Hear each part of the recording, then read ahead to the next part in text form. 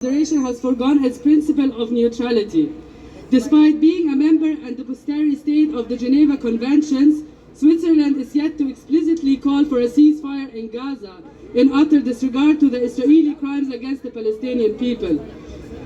Not only that, but in the midst of this genocide, the Swiss parliament has voted to cut aid from UNRWA, the UN aid agency responsible for the well-being of most of Gaza's population.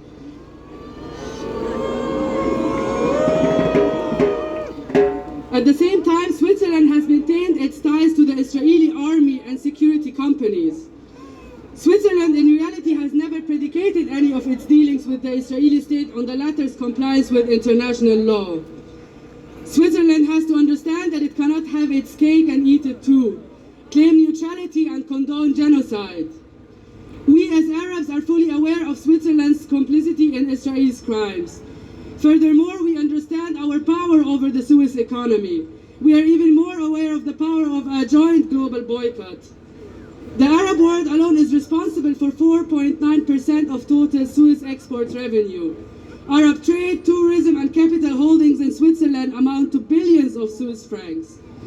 As such, we have called on to Arab nations and the international community to immediately withdraw investments in Switzerland, cease their tourism in the country, and stop economic relations with it.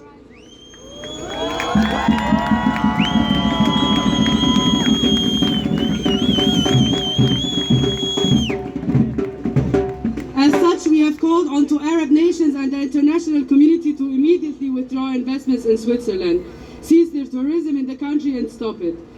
This campaign will continue and escalate until the Swiss Confederation meets the following demands. 1. Explicitly calls for a ceasefire in Gaza and for an end to the Israeli blockade.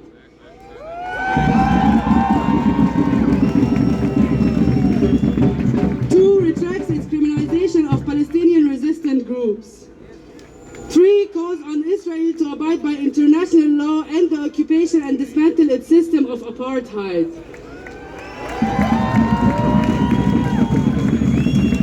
Ends all the military cooperation with Israel and Israeli arms and security companies.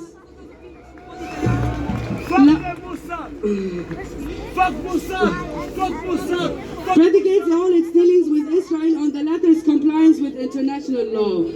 Lastly, resumes its funding to the Palestinian civil society organization it has cut funding from. Thank you very much.